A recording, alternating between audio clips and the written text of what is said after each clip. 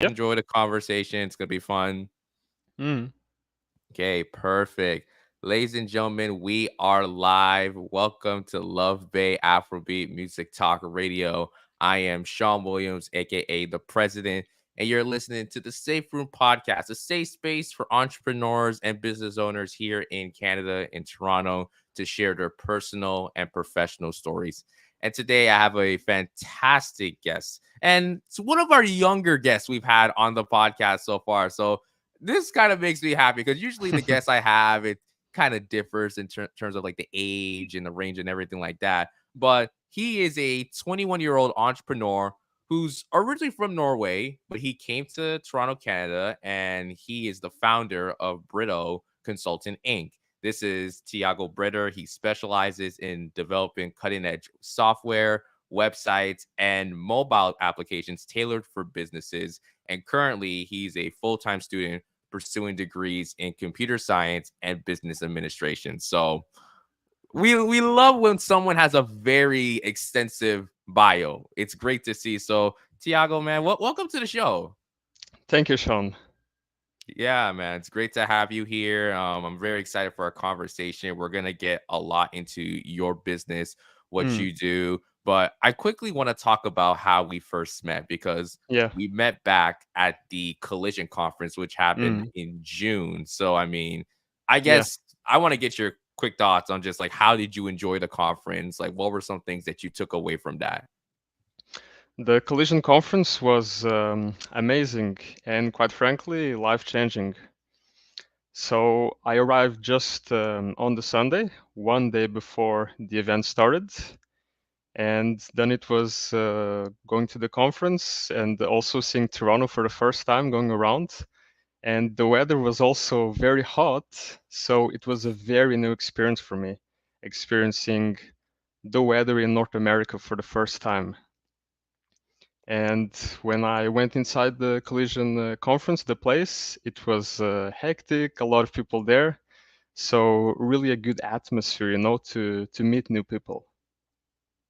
Yeah, definitely. It was a packed house. I Yeah, remember the first day, there were so many people coming in. Everyone was just networking, hoping to get a yeah, connection with each other. I remember you and I, we were sitting down, we were having a really yeah. good conversation, and people were just coming in by the boatload. Everyone was trying to Oh yeah, see who can we talk to, who we can network with. And I was glad to, run into you, get to yeah. learn a little bit more what you do. And we're definitely going to talk about that here in the podcast. So I'm glad we were able to make this connection. It's led us to this Yeah, moment right here.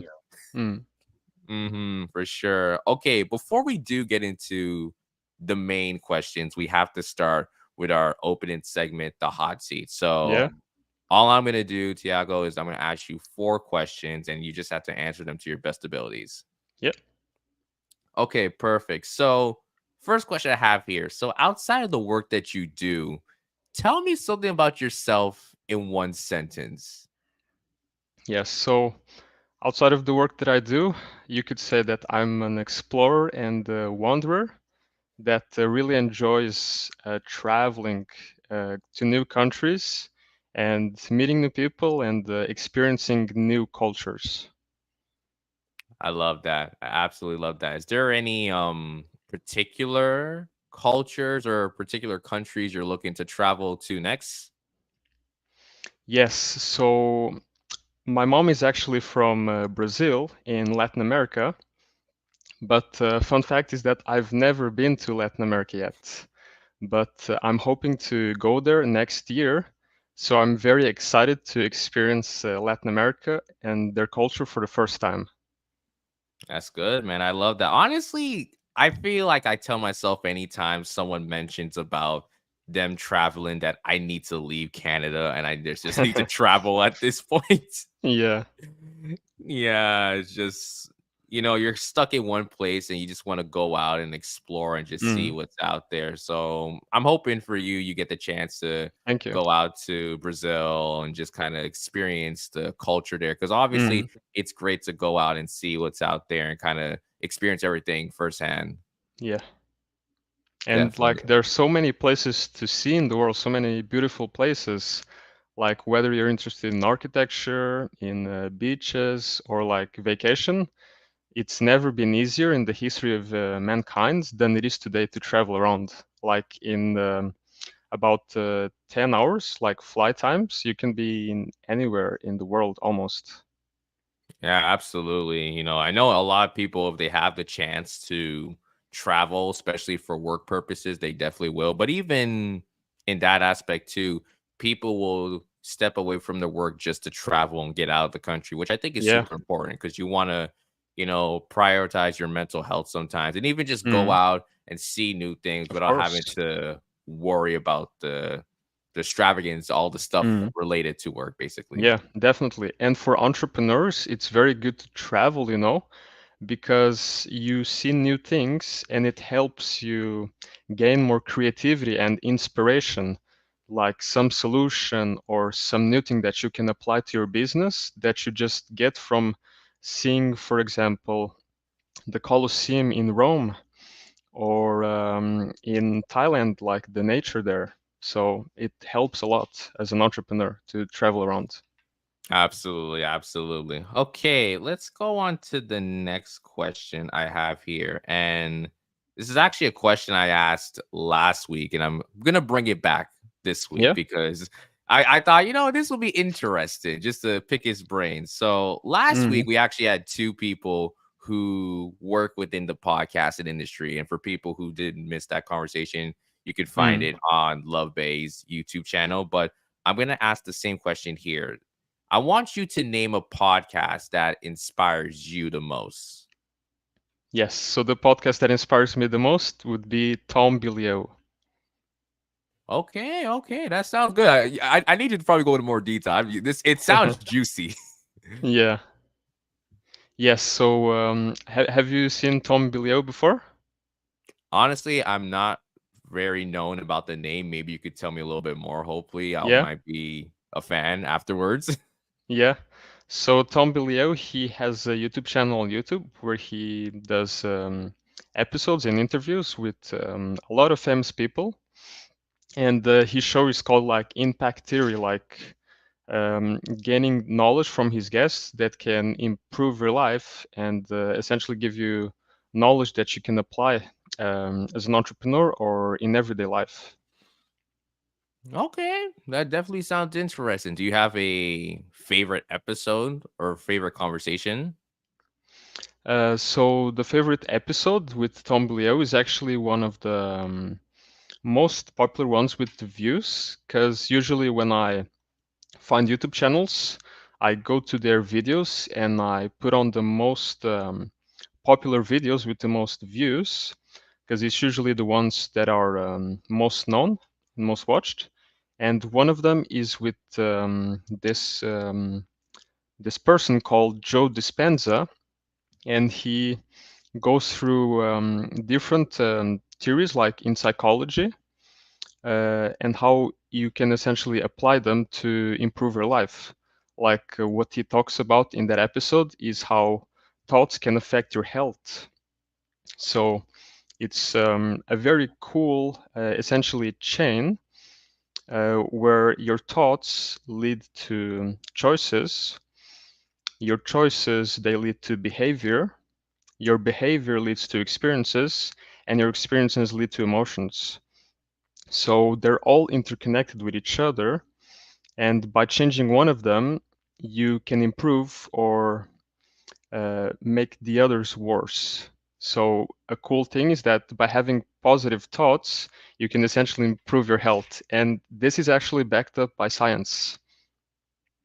Interesting, very interesting. I feel like I could see some part of it resonating with me as well because I think, yeah, when you have positive thoughts, then your mental health's just better too. You're not Mm, always depressed and you're not in a situation where you're just doubting yourself. You have this imposter syndrome. So I yeah. definitely feel like that's a conversation I could probably listen to and take some tidbits from. So Mm, I think you might have put me on, Tiago. I think you yeah. might have put me on to the Yeah. conversation. Yeah. Look it up. Tom Bilio, Joe Dispenza. You'll find the episode. Perfect, perfect. Okay, let's go on to the next question I have here. So, I want you to share an interesting fact that you rarely share. Mm. Yes. So an interesting fact that I rarely share is that I only work 6 days a week, and I always take one day off, one day rest, where I don't work and I don't study. So I use that day essentially to charge my batteries so I can be more productive during the week. And I feel like it's just the best spot for me, 6 days work and one day rest, compared to like 5 days work, 2 days rest, or 7 days work, like some entrepreneurs have. Oh, okay. So here's the thing. I have my personal take on it. I don't try to work 7 days a week for sure, but even 6 days, it's like it's a lot. So I guess Mm, maybe like we're coming from different perspective. Me mm, personally, like right now with the stuff I'm doing, I'm kind of building towards it being my full-time responsibility. And that's the aspirations I have. But even in those, like within a week, I will mm, take certain days, like maybe like 2, even 3 days, where mm. I'll just take it slow, but I Yeah, won't work like heavy. So I guess for you, what makes it where you can work 6 days and like your workflow just doesn't seem like affected at all? yeah. So it's quite interesting, but this practice is actually been done um, a lot by the Jews. And in the Bible, like after God essentially created the world, He said that humans are to work 6 days and rest one day. So it's where that practice comes from. And growing up, I grew up as a Christian. So I grew up like having this, but then I stopped doing it. And then I rediscovered it in my youth again. So I think because of that and the way that I grew up, it's stuck with me, and like the way my brain became wired, maybe that's why it works so well with me. I see, I see. And I just want to make sure you said you're 21, right? Yes. So, ladies and gentlemen, this is a 21-year-old who's working this amount of days. So we got to give credit to that because when I was 21, I definitely was like taking my breaks. I wasn't trying to go super hard, but I respect the grind. I respect the work Mm, ethic. thank you. Okay, going on to the final question here I have. So, what is your personal safe room? So, what is a safe space? It could be physical or mental that allows you to be your authentic self. Mm. Yes, so personal safe room for me is when I'm in a room just by myself, and I can essentially read books. I really like reading books, like the great thinkers or great ideas, like everything from philosophy to physics to politics to law, economics, or business. But essentially, like reading great minds, their work. And it's for me as an intellectual, is quite liberating, and I feel essentially at peace whenever I do that. So I do this almost daily, or after I wake up, I listen to some meditation book that reads like audiobook, and then I can just slowly, gradually wake up. And after I wake up and I've made breakfast, and while I'm eating, I really like reading a book as I'm eating, and it's essentially a safe room because like it's a great book, great ideas, and where I'm essentially gaining new knowledge while I'm eating. So it's very comfortable for me, and it feels fantastic. That's great. I feel like even just hearing some of the stuff that you do on a daily basis, you seem to have like a very like strong-headed like schedule, which is Mm, really great because I feel like again, for a lot of young folks who are maybe still be in school or even trying to kind of build in their own pathways, like they're still trying to figure things out. And I feel like for you, you've kind of established a good system for just work, knowing for leisure as mm, well, what you want to do. And I think that's really good. And again, I really, I commend that because again, for some of mm, us, we're still putting the pieces together. Like again, I'm mm. still putting the piece together, but even Yeah, I try to like we all are. have a Mm, schedule. Yeah, we all try to have a schedule where everything kind of makes sense mm, and everything like that. But I think for you, you seem to know what you want, and I think that mm, type of drive is allowing you to see the benefits of your work, which I think is great. mm. Yes, so like my daily schedule, I use this software program called Notion, And I essentially have like this table called the week plan, where I essentially put all of the major tasks and goals that I want to do this week.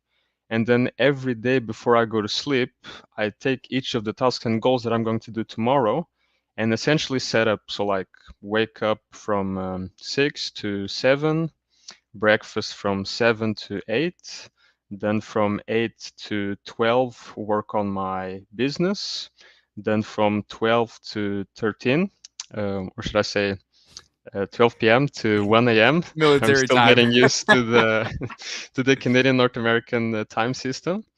I could like go for lunch and read a book, but essentially I do that. And what's so curious is that I actually learned this from a book, and the author is from Canada. So the author is called Brian Tracy, and the book that I read from him called No Excuses: The Power of Self-Discipline, it really changed my life. I read this when I started university and living alone for the first time, and my schedule was very unorganized. And after reading the book and applying what he says with the day plan, week plan, and prioritizing tasks, I became essentially quite organized, I could say. Mm. Yeah, definitely. Shout out to Notion as well. Notion's a very nice tool. Mm. Yeah, do you Also, use it? yeah, I use it on and off. I Mm. also use like Trello when I was working at the time being as well. Trello's another good tool for like, project management, kind of getting everything in Mm. order. So for anyone listening, if you are an entrepreneur, you need some good project management tools in a way. Mm. Notion, Productivity. Trello, those work for sure. But that was basically the hot seat. So Tiago, I Yeah. really like your answers. Again, it was very thoughtful. I can't really speak Mm. today. I don't know what's going on. They were very thoughtful, and like you put a lot of dedication. I can see to the work that you do, and we're definitely gonna get into that part right now. But before we do, again, for anyone tuning in right now, you are listening to the Safe Room podcast here on Love Bay Radio. We're here with Tiago Britter. He is the founder of BRITO Consulting Inc.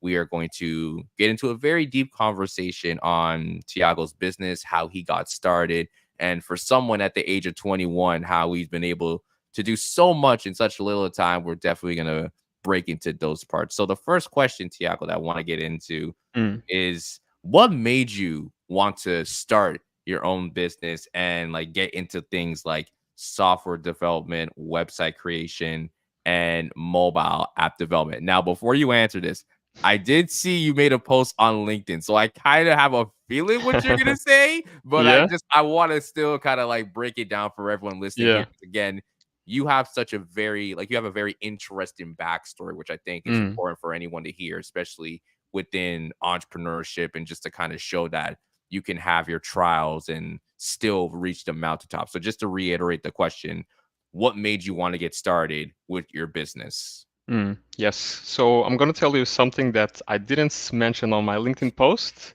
but it's essentially the origin to the origin in my LinkedIn post.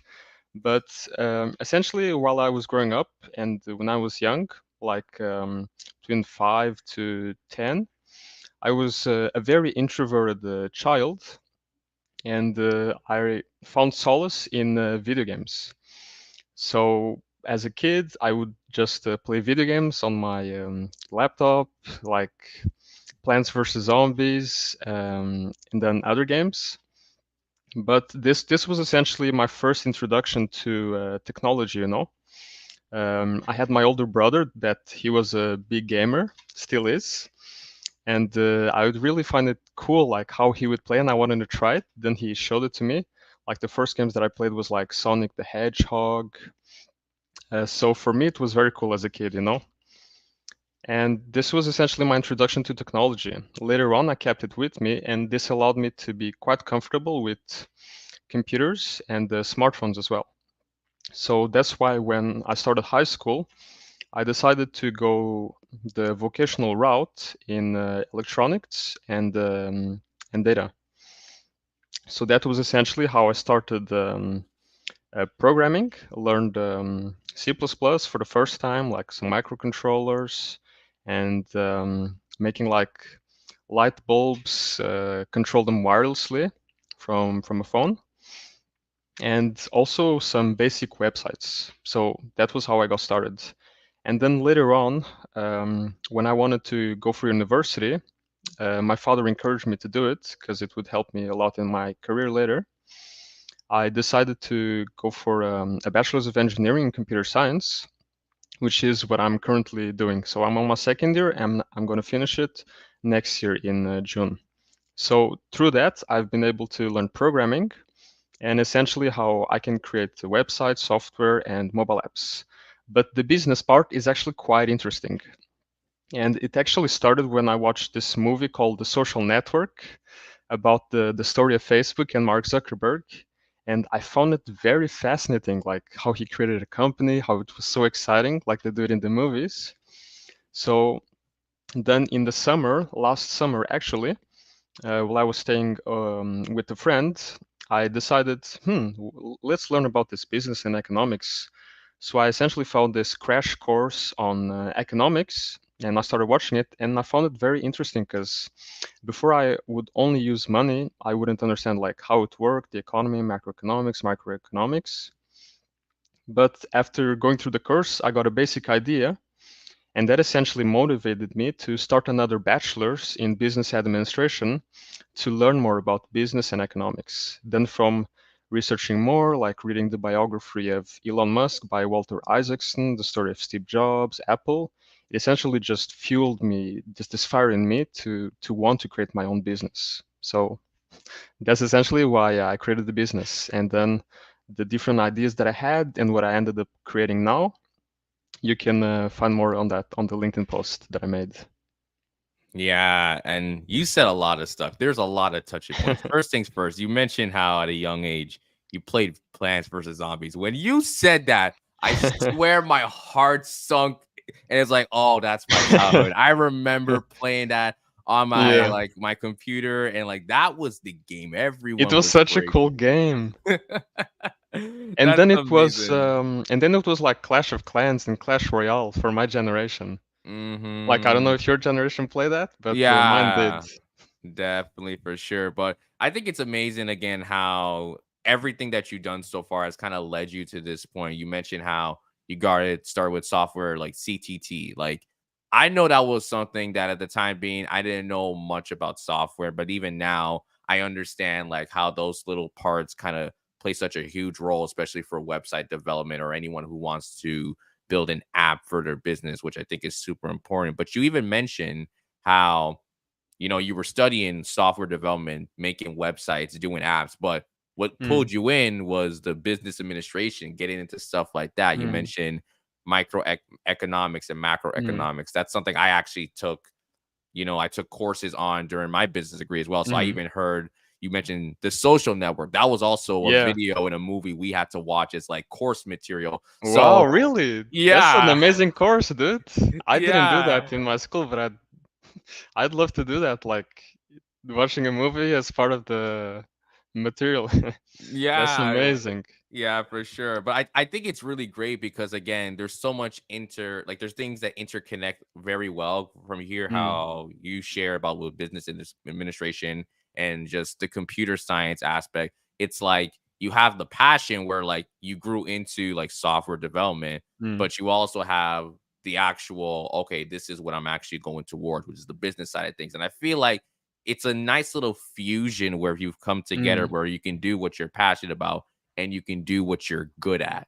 I think mm. that's the best of both worlds for any Yeah. entrepreneur because we kind of get started and originally it's something that we want to do, Mm, but we're always trying to figure out how can we be good at something that maybe is the passion itself or something else mm, that it can gel together. So I feel like for you, you found a good, nucleus, a good balance in between.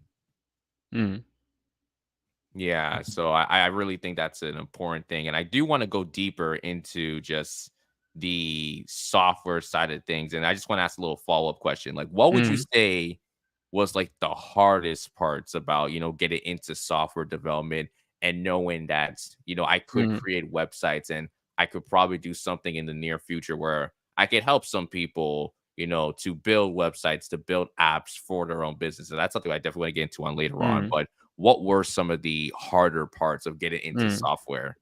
Yes, so the hardest part about being software, and I actually had to learn this the hard way, but it was essentially in the my first year and my first semester in the computer science program at the Norwegian University of Science and Technology in Ålesund in Norway.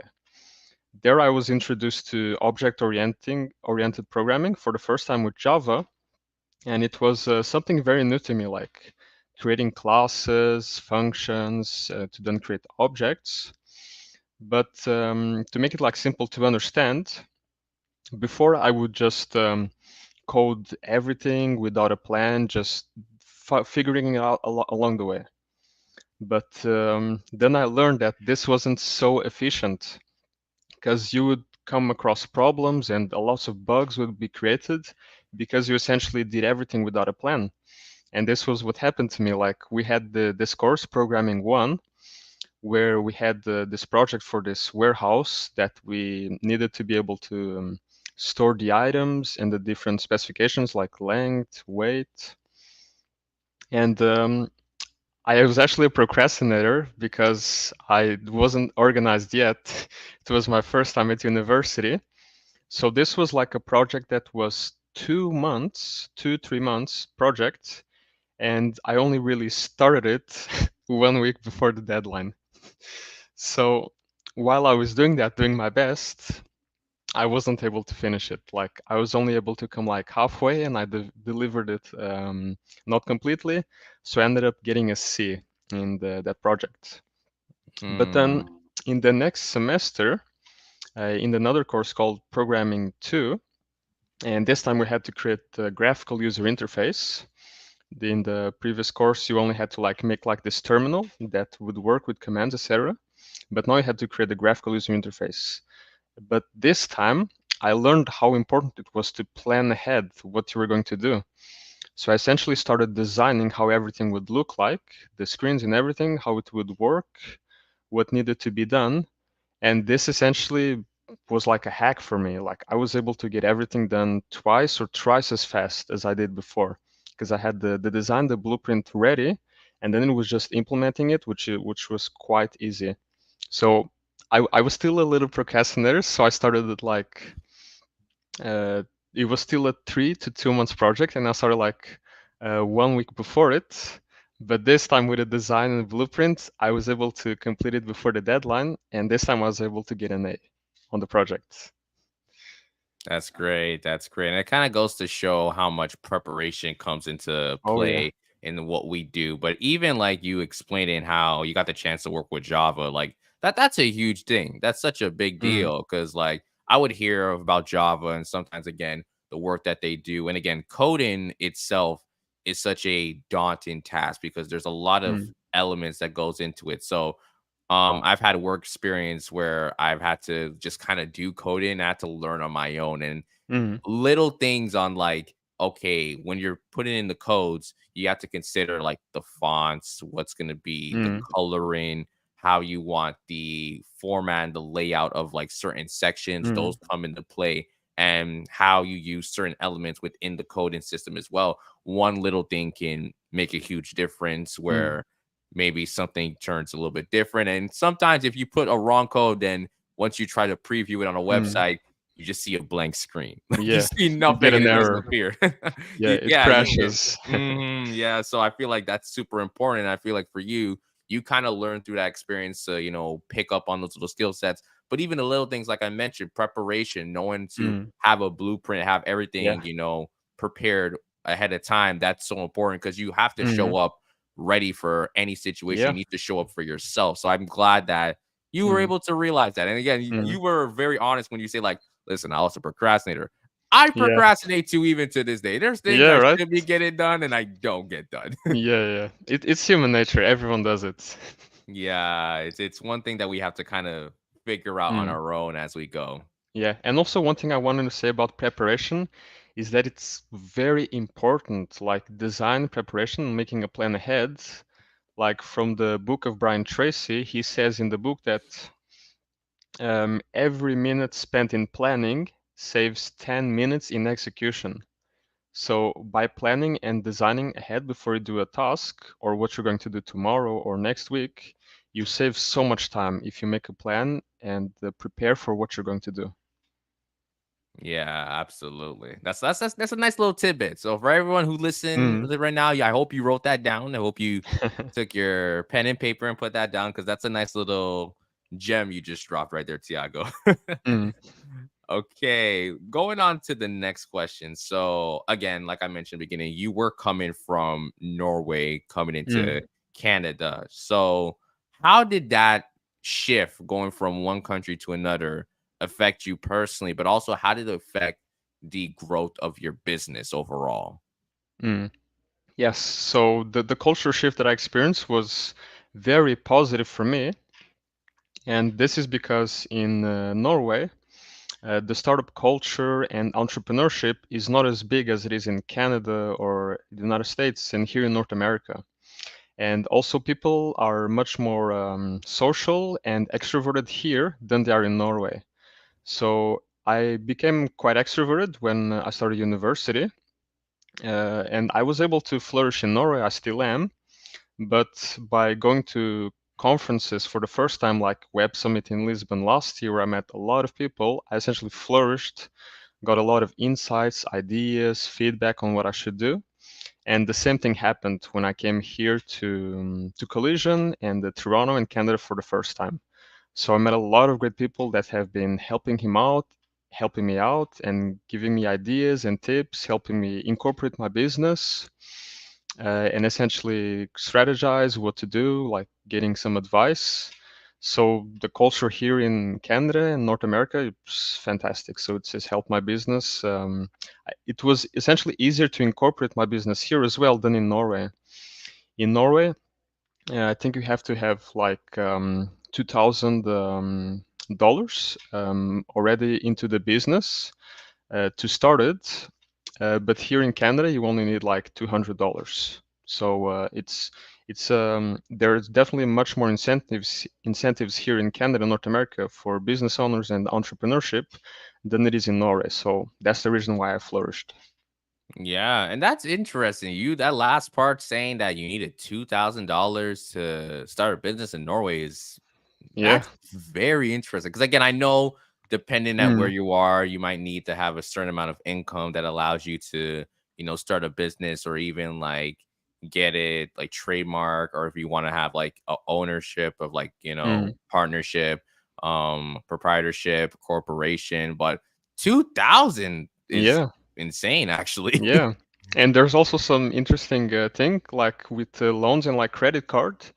In Norway, they only give you like $500 in credit, and here in Canada, they give you 3,000 right off the bat. So there's also much more incentives here to create, promote, business and ideas, entrepreneurship. Yeah, absolutely. So I'm glad to hear that, that move from Norway to Canada for now, it's allowed you to flourish within your business. And yeah, like when you're here in Canada, there's lots of events that you can go to and like network with people and just, be an extrovert, just connect Mm, and connect. yeah. And again, like I mentioned at the beginning of the conversation, being at Collision, that's like the ultimate event that Mm, you want to be at, yeah. connecting with people. So that's really great to hear.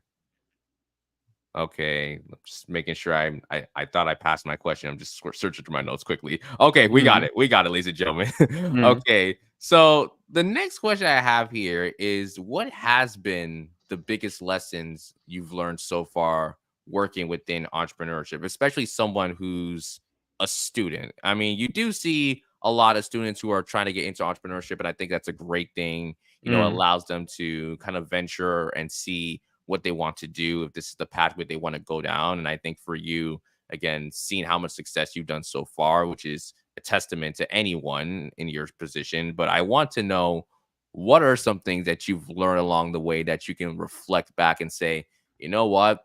Although, like, I'm just getting started, I'm very happy I've been able to mm, learn this so far and it's applied to the work that I do.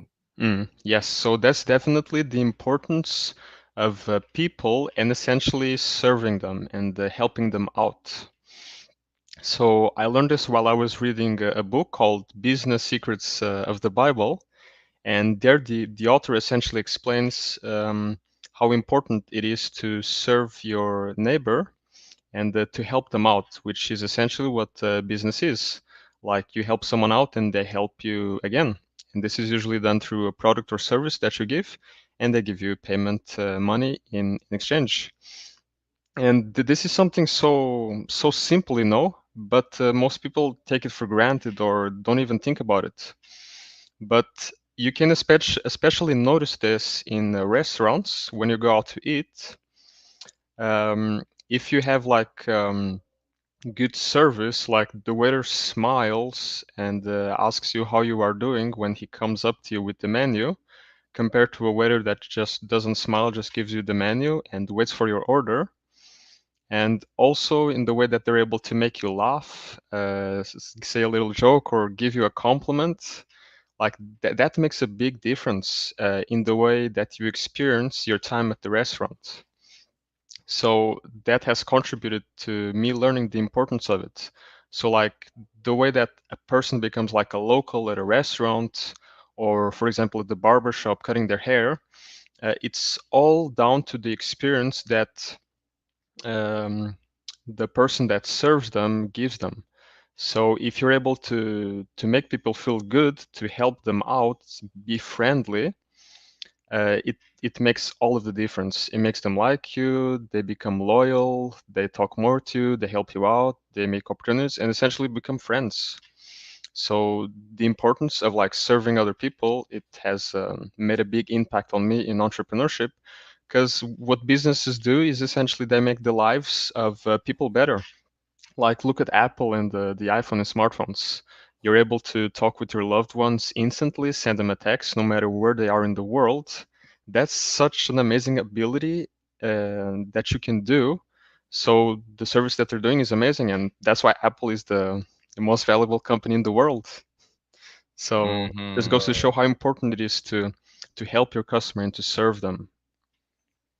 Definitely, absolutely. Yeah, like everything you said, I totally agree on in terms of like the helping aspect. I think the customer service is something that I feel a lot of entrepreneurs are trying to figure out, but there's a couple that may not apply that most of the times. And that's something that I try to do because it's like you say, if you're providing a product or if you're providing a service, it's not just about that because I feel like everyone is going to be Mm, doing that. It's like their obligation as a business, to sell, to make money, get mm, revenue. That's part of the job. But the customer service is something that what really gets people to have that long term yeah. relationship. So even for myself, like let's say like with the stuff that I do with my podcast, it's Mm, more than just like having these conversations and it's a one and done, but it's the aftermath, like yeah. speaking to my guests afterwards, finding ways to still connect and build a Mm, community.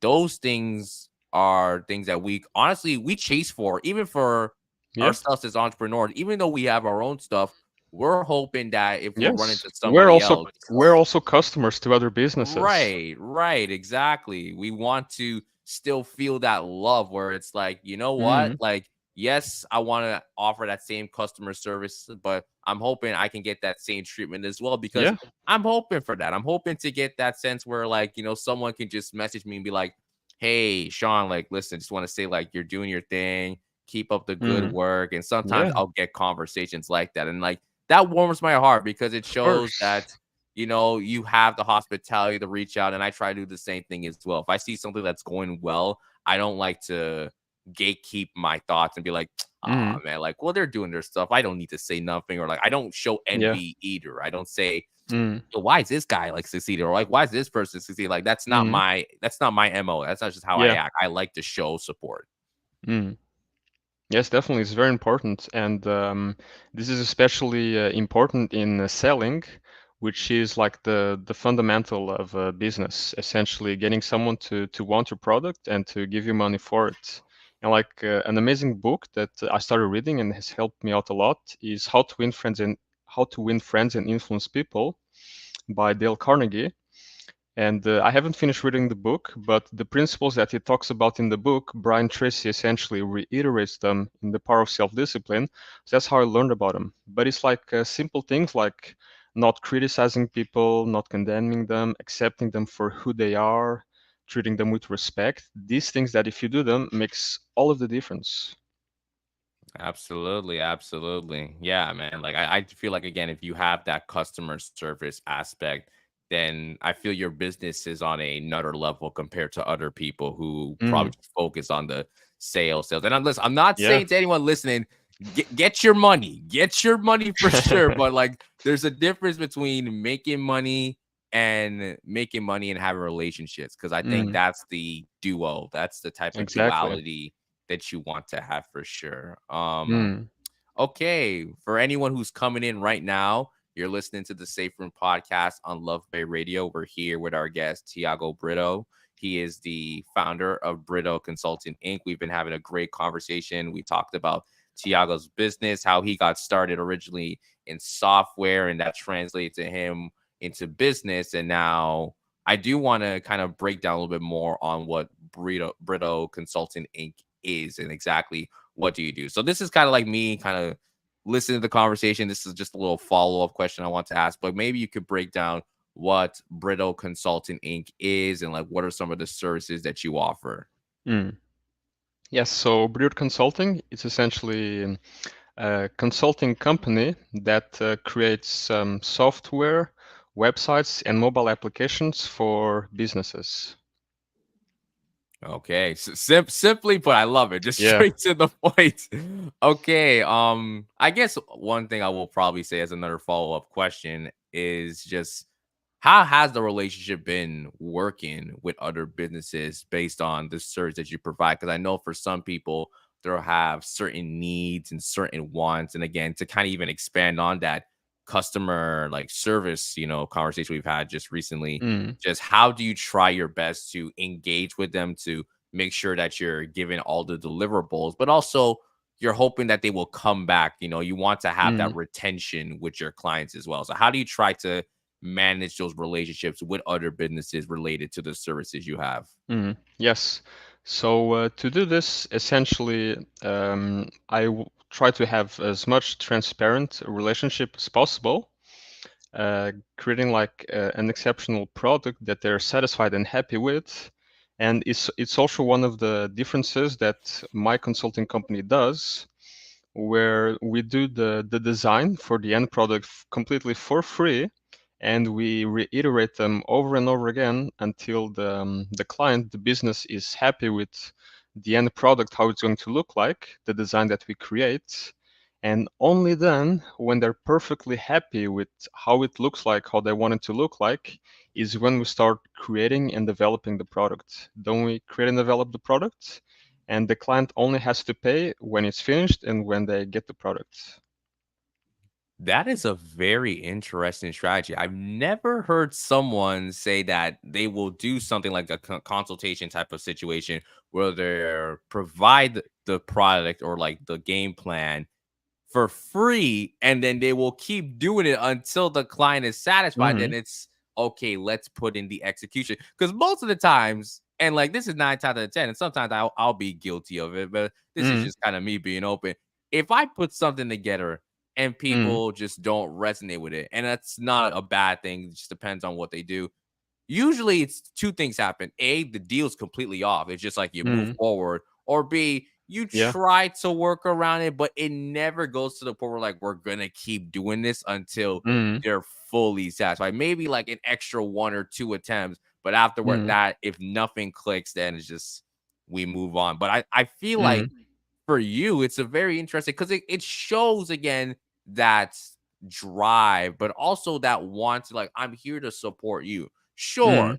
I mean, there might be an idea that you don't like originally, but it's like, how can we do our best to make sure that Hmm. everything fits to your needs? And if we have to Hmm. do it where it's for free, like, don't worry. Like, don't feel like, oh man, if I Yeah. had to book like another call with Tiago, like, I'm gonna have to pay out of my pockets. Like, Yeah. no, like, Right. we can figure this out. And once you're ready, we'll get the product, and once it's completely done, then we carry on with the transaction. So I think that's Hmm. a very interesting strategy. Yeah. Yeah. And it's essentially providing value to others for free. Like that makes them like you and builds essentially a relationship. So it's essentially investing in the future of the relationship. That's great. So for anyone listening out there, you heard it first from Tiago. Like he will Hmm. sit down with you, he will put things Hmm. together until it's completely Yeah. at your needs. So if Mm. you're out there need a website or some software done, and you know who to hit up. Mm. Okay, perfect. So the next question I do want to go on to is a very interesting question. Now, I know it was a might have been a month ago, probably to this day. I'm not sure Mm. exactly, but we did have our conversation and we were talking a little bit on education and how Yeah. the education within Norway is like completely like Mm. different to Canada. But there's some similarities that I know we talked about. Yeah. But I do want to ask you like what made you want to kind of talk about education, because I think, and maybe you Mm. could correct me, but I know originally you said that you were helping students to like in mentorship and tutoring. Mm. Yes, and I know that was something that you were kind of doing as well while building BRITO Consulting. So Mm. maybe you can go more into detail of just how Mm. that came to be on the education side of things and what made you want to get into that aspect as well, and Mm. maybe even how were some elements of that work Mm. tied into what you do right now. Yes, so this was actually quite a very important chapter in my life, and like when I realized the value of education. But essentially, like while I grew up until I was like 14, 16 years old, around that age, I never really liked school. Like I found it boring, uninteresting. I would just rather sit at home and play video games. Like I would even make excuses or like make fake emails of my parents saying that we were going on vacation just so I wouldn't need to go to school and I could stay and play video games instead of going to school. But essentially, this changed in my last year of high school, actually. So it was quite an important year because I really liked practical stuff, like building websites or everything, and I didn't really like theoretical stuff like mathematics or like Portuguese or Norwegian, like as classes. And here would be English and literature. But this all changed. Like even history, I didn't really like it. But this all changed when I had the thought of trying to learn it by myself and like reading a book. So essentially, what I did because I wanted to get into university and you needed good grades. So to do that, I decided to put in a little effort, but I wasn't really understanding what the teacher was saying.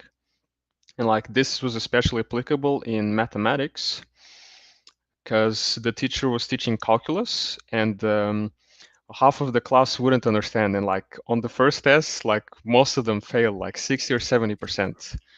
And I thought, okay, I need to find a solution to this. I can't fail this class because I also hadn't had mathematics like this in 2 years because I went the vocational route instead of the study route to prepare for university.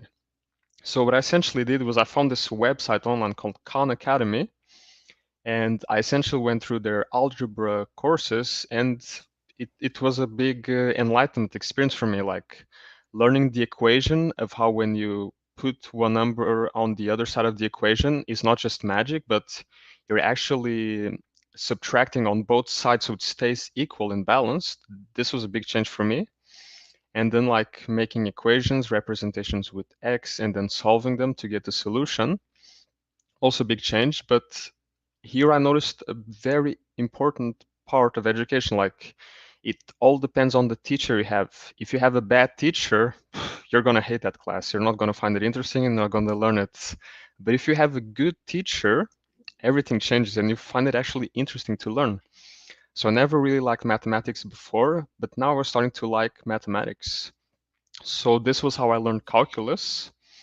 And the same thing happened in other classes, like history, for example. I wasn't really understanding what the teacher was saying, so I decided to take matters into my own hands and find books online about history and essentially reading them.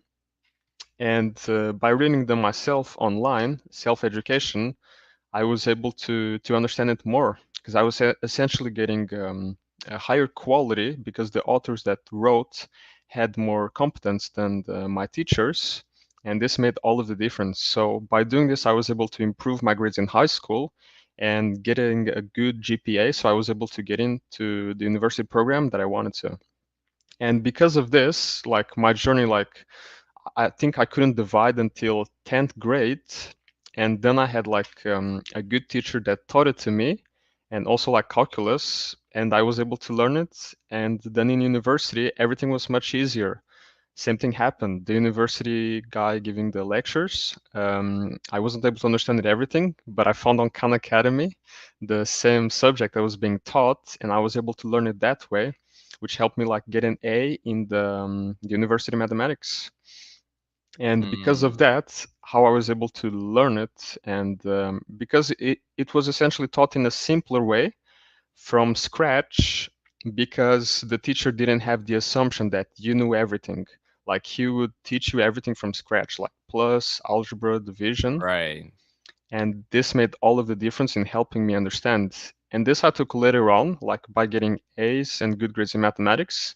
I was able to apply for part-time jobs at university, essentially teaching mathematics to high school students, and then in the university courses. And this essentially allowed me to teach other people and get experience in that education industry. So it was what inspired me to with the ideas to create an education platform and even a personalized AI tutor.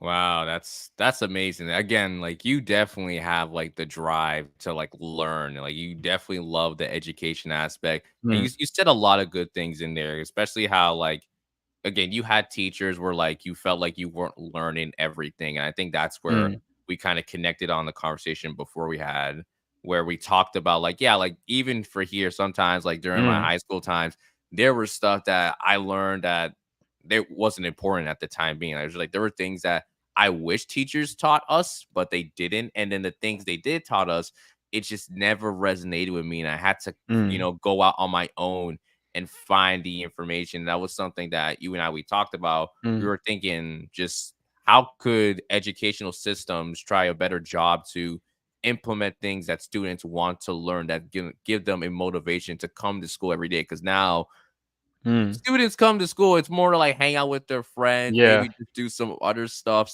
that probably I'm out of the loop at this point. I Mm, mean, I yeah. graduated high school like want to say like 6 years ago, so like I might be Yeah, out of the loop already. But yeah. yeah, like I feel like that's super important. And Mm, you mentioned Khan Academy. Like that was like the go-to for people who were just trying to get mhm. like quick answers for like statistics classes and stuff like that. But for Yeah. you, it was like a tool that allowed you to dive a little bit deeper because I know for everyone Mm, who was on Khan Academy, they came for the answers. There wasn't a lot of mm, people who actually wanted to check out the courses, but you took that initiative and it's mm, allowed you to go from someone like I did not like school to now like, hold on, I mm. actually enjoy this and I can take this somewhere and you Yeah. utilize that knowledge. So again, it's taking something or taking nothing and making it something. You're Mm, taking like all the stuff that you just feel like it's not worth it, and you're actually mm. molding it into something useful, which I Yeah. think is impressive. Definitely. And like a big importance of this, and like it's universal, I think. The reason why people don't like school is because they're forced to take classes and they don't find it interesting. But like I think this could essentially be improved by giving more freedom and autonomy to the students. Like if I was, for example, a teacher and I had like a class of students that some of them didn't like mathematics and didn't want to learn it, like I would do my best to motivate them. But in the end, if they didn't want to do it, like I would say, okay, like if you want to learn something else or do anything else, you can do that. And yeah, but what's going to happen is that you won't be prepared on the test and you'll probably fail. But that's your responsibility with the choices that you have. So if you're okay with that, you can do something else. Like you don't have to be in my class. Like I think it's very important that the students are in the class because they want to, not because they're forced to take it. Essentially, Yeah, and it's yeah, essentially very similar to business like interest. It's essentially when you meet someone and you try to sell them the product your product but they're not interested, like instead of trying to shove your product down their throat, like buy this, buy, it's very good trying to convince them, no, don't do that, that's horrible, that's not how you do it. Say what you can offer. If they're interested, yes. If they're not, that's okay. Have a wonderful day, and then you move on to the next person, and you just continue doing this until you find someone that is interested. And like this part about being interested in what you provide, is very important. Yeah, and I feel like it's a very interesting concept of like having students be the ones who kind of probably lead the classroom. And that's something I've thought about too. I'm like, I think you can see a world or a time where Mm, students are like the teachers. They're the ones kind of like mm, guiding the conversation. But I also still think that there should be some type of adult supervision that's mm, still there to help the students like mentor them. I think there needs to just mm, be like a balance where you have more student voice at the presence in the classroom, but it's not completely like the balance is like completely mm. switched where it's like okay the teacher's just like a like npc like they're a non-factor. Yeah, I don't think that should be exactly. the case. I feel like there should still be like it should be legit a working relationship, and I know that's like Mm, maybe too cliche to say, but it's mm, kind of like the student and the students and the teachers, they're working together. It's like they're trying mm, to build that everyone is learning something, everyone's voice is mm, being heard, and that again, you're giving them the skill sets like, listen, you got to figure this out on your own. But at the same time, like, I'm going to do my best to keep reminding you because, like, I don't want you to stray off mm, the pathway that you could mm. possibly go down to. Of course. And something interesting is actually how much more um, value and how much more you can learn if you have like a one-on-one session between the teacher and the student. Because like what they would do in the previous times, like during history, like the wealthy families, the nobilities, like the son of a duke, for example, would be personally tutored by his own teacher, so all of the attention was on him. And this is essentially what I did as a private tutor. That I would help my client's son or daughter and teach them one-on-one what they wanted to learn and what they were struggling with, because it's very difficult to give the attention and the education that you need to give with like 30 students, because each of them has different necessities and each of them has a different problem than all of the others. And if you're trying to give everyone the same treatment, it doesn't work and they won't be able to learn it. So like that's why I thought like a personalized AI tutor that each student could have could be like a revolution in the education industry, university, and even high school. Mm-hmm. Definitely, definitely. I think that's super important for sure. Okay. Those are mostly all the questions I have. But before we end off, I do want to try this little fun activity. I like to Yeah. do this sometimes on the podcast, and I don't know what it is, but this week I've just been like fond to like brain teasers and riddles for some reason. Yeah. So I might want to ask you a couple of riddles out there Okay. just Go to for it. see what you think. Again, for anyone coming in right now, you're listening to the Safe Room Podcast here on Love Bay Radio. We've had a fantastic conversation with our guest Tiago Brito, the founder of Brito Consulting, and we're gonna try something a little bit fun. We're gonna do our Mm, little activity portion at the end of the mm, conversation. So I'm gonna try to pick out maybe three. mm. Three. Like not nothing too complicated. And I will say this. If my family's watching this, they probably heard these riddles before. So like don't spoil in the comments, please. So if you're watching, don't spoil. I might switch around. I might pick something that's Yeah, completely yeah. different. So that way It you might be guys don't better. know. Yes, I think I might just do that. Mm, Okay, let's try this one. So this is the first one. This is a brain teaser, by the way. mm. So a sundial has the fewest moving parts of any timepiece, but which has the most? What's a So sundial? a sundial. So like those I'm probably thinking ancient times as well. It kind of works as a clock, but like it's Mhm. like based on the sun and the Oh. shadows and everything Mhm. like that. It kind of helps to tell time a little bit in Okay, that okay. manner. Yeah. So a Yeah. sundial, I might pull up the definition so that way it makes a little more sense. Mhm. So everyone just probably understands where Yeah. I'm coming from. But is So it like you use the shadow and the way it's facing tells something about the time, It maybe? it it's similar. So, yeah, it's an instrument showing the time by the shadow of a pointer cast by the Mhm. sun onto a plate marked with the hours of the day. So, yeah, it's kind of like a clock, but it's Mhm. the sun and the shadow, it's helping to tell you, like, the time in a way. Cool. Mhm. Yeah. So the I think I sundial, saw, yeah, I think I saw something like this in the TV show Vikings. Like they were right? going to England and they use like this tool to see the time or something. Okay, yes, exactly. So, okay, so just to repeat the question again, a Mm, sundial has the fewest moving parts of any timepiece, right? mm. So, which has the most? Digital clock, like modern, Okay. like on smartphones, It's a good guess, but it's not exactly what I'm looking for. Exactly.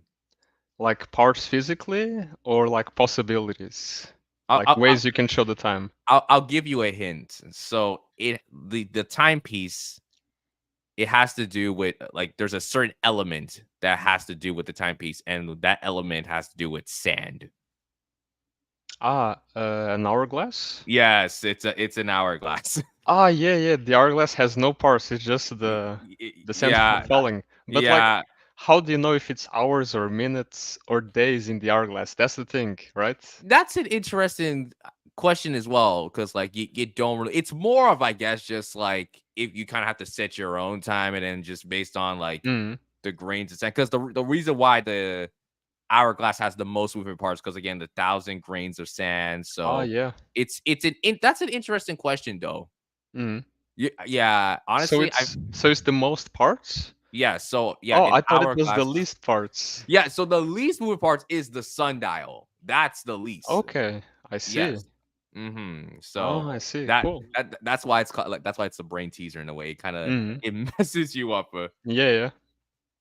Okay, here's a good one. So this is the second brain teaser. So what five-letter word becomes shorter when you add two letters to it?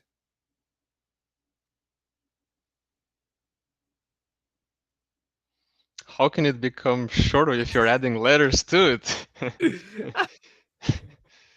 That's the Hmm. point. It's supposed to mess you up. Like I was thinking like a five-letter word like Apple, and of course like with smartphones it comes up immediately. But so when you add letters, it becomes shorter. Yes. So Short? what Short? five? It's Short? short. Yes. Yeah, short, right? Yes. You add ER, it becomes Mhm. shorter. Yeah, so it's There in the you name. go. Let's go. I got one. Let's go. That's perfect. Honestly, like I was about to explain again, but like you said short, I'm like, okay, Yeah, yeah. Tiago's got it. It was lucky. Like I was thinking, short. Does it have five letters? Let me see. Oh yeah, it does. Maybe short. So yeah, got it. That's great to hear. You know what? You're doing a good job, because most Yeah. people would have like thought a little bit different and like just made it more complicated. So Mm. yeah. Okay. So here's the final question. Okay. So the question goes like this: a baseball bat and a baseball costs $1.10 in total. The bat costs $1 more than the ball. How much does the ball cost? 10 cents. It's not 10 cents. I had a feeling you were going to say 10 cents. Hmm. So the baseball and the bat together cost $1.10, and the hmm baseball costs $1. And How much? the bat costs $1 more than the baseball. Ah, $1 more than the baseball. Yes. So So, what does the ball cost? so together the bat, baseball bat, and the ball is $1.10, Yes. and the bat costs $1 more than the Yes. ball. How much hmm does the ball cost? hmm This is like simple, like mathematics. So I hope your brain's kind of kicking in the full gear. I was thinking like if the bat costs $1, right? And you're going to buy it together with the ball, then you have to add the remaining things that you need to buy both of them together, and that's like 10 cents. So that's why I was thinking 10 cents is what the ball costs. But if it's not the right answer, hmm, Yeah. so the bat costs $1 more than the ball. Mm-hmm. I'm not sure. This is a tough one. Do you want some more time, or do you just want me to say it? Just say it. Okay, so the ball would cost 5 cents. because you have the baseball that's 5 cents, and then the bat would then be $1.05. So that's why the bat would cost $1 more than the ball, which then comes into a Oh total of yeah, $1.10. makes sense. Yeah. Yeah. And to be honest, when I first saw this riddle, I said 10 cents too. So like I'm Yeah, not guys, I'm not perfect. I completely yeah. butchered this question as well. Yeah, yeah. Anyway, but you did pretty good. You did Okay. pretty good. Honestly, I think I would give you 2 out of 3 because I'm gonna give you that first one with the Awesome, hourglass. awesome. Thank But you. like you did better than like a lot. I feel most people would have just like thrown in the towels. Like, yeah, I'm not guessing this, Sean. Yeah, This yeah, is yeah. too much. Yeah, yeah. But that's everything I have for today. So Tiago, thank you so much Mhm. for coming on the safe room. Thank you for inviting me. I really appreciate it. Of course, of course. Where can people find you and where can people contact your business?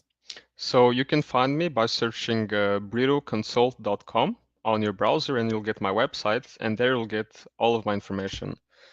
I also have a YouTube channel. If you search Tiago space Brito, it should come up.